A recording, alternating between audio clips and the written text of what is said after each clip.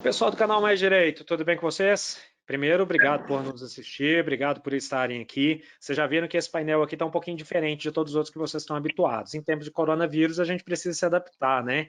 Então, eu vou falar aqui, dando sequência a essa série de todas as repercussões jurídicas em relação ao coronavírus, eu vou falar um pouco sobre direito de família e trouxe 3 profissionais extremamente competentes para poder conversar um pouco com a gente, beleza? Então, vamos ouvir Juliane, Andressa e Pedro, 3 professores, advogados, ou seja, 3 pessoas que têm muita prática para poder ajudar vocês a resolver esse dilema aí do cotidiano. Vamos ouvi-los? Vamos lá?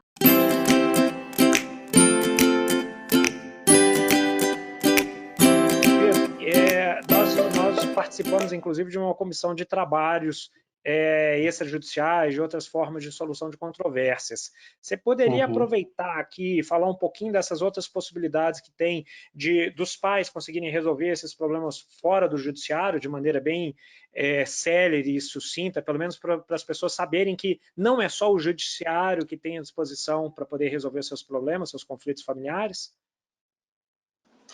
Sim, perfeitamente, muito bem lembrado aí pelo Franco. O cidadão hoje, né, o telespectador que está assistindo a gente, é importante que ele saiba que, além do Poder Judiciário, que é uma forma prevista aí para que ele consiga resolver os conflitos familiares, enfim, ele tem à sua disposição um leque de outras formas e ferramentas para lidar com esses conflitos que, inclusive, são muito melhor indicadas para situações familiares. São métodos, né, de resolução do conflito não adversariais, o que significa que não existe um jogo com regras rígidas, como é o processo, como é o Poder Judiciário, a burocracia, a formalidade toda.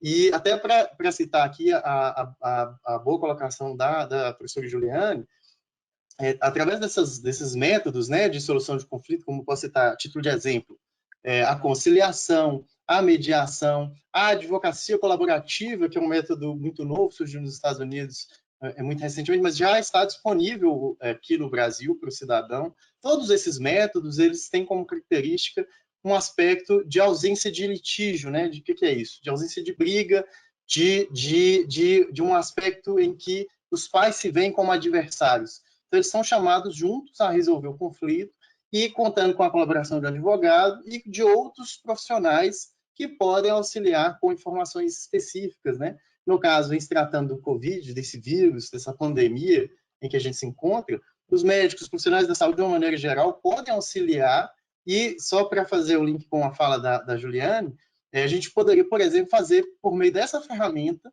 um procedimento de advocacia colaborativa, mediação ou até de conciliação, envolvendo profissionais capacitados, as partes envolvidas, e chegar a um consenso, se assim fluir, né, a negociação, sem precisar recorrer ao Poder Judiciário e se deparar, né, com essa instabilidade que o professor Franco mencionou, que caracteriza os processos hoje, para vocês terem uma ideia, demoram quase 4 anos para serem concluídos. Num cenário como esse, né, de suspensão das atividades, você pode imaginar como pode demorar, né, a solução dessas questões tão importantes.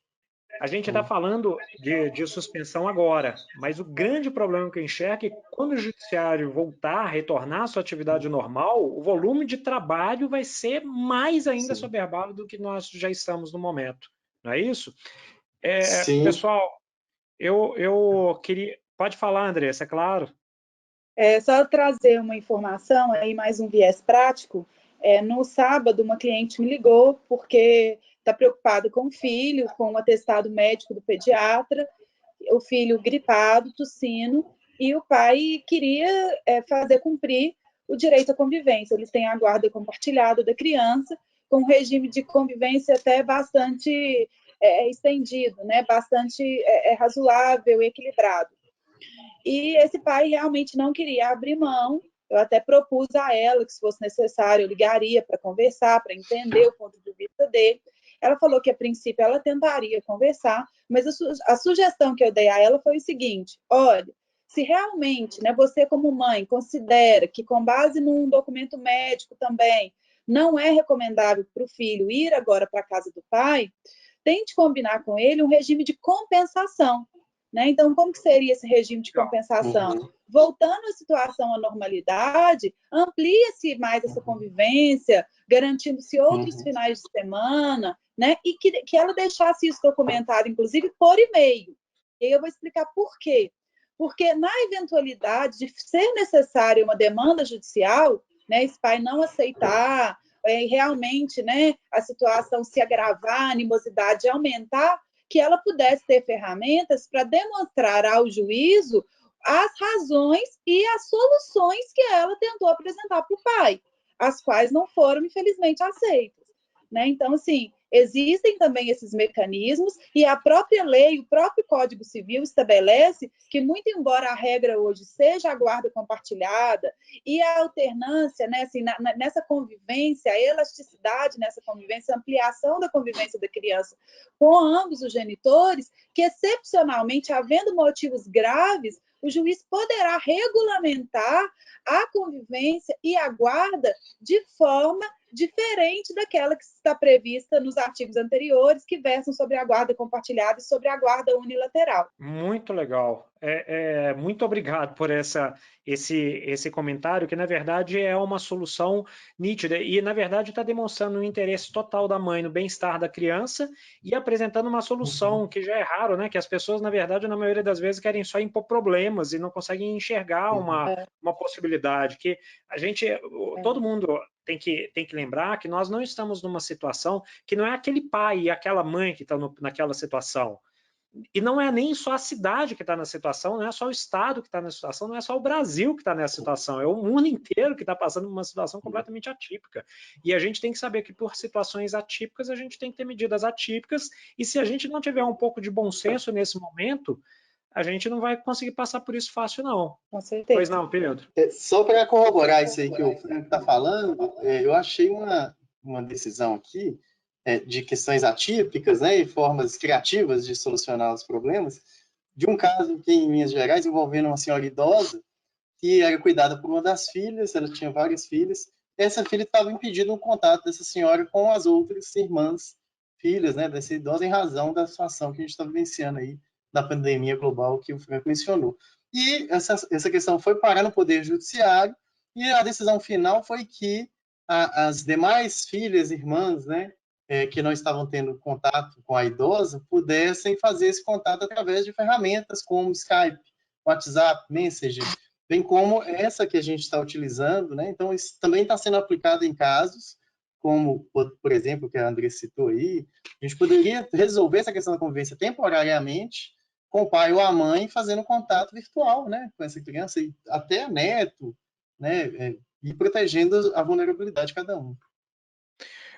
Porque na realidade as pessoas têm que lembrar, Pedro, além disso, que a gente está numa situação temporária e que ao retornar a situação, não como era antes, mas pelo menos a gente voltar a uma vida mais próxima do normal, a ideia é que nós estejamos próximos de todo mundo que a gente ama, de todo mundo que a gente gosta, de todo mundo que a gente quer bem.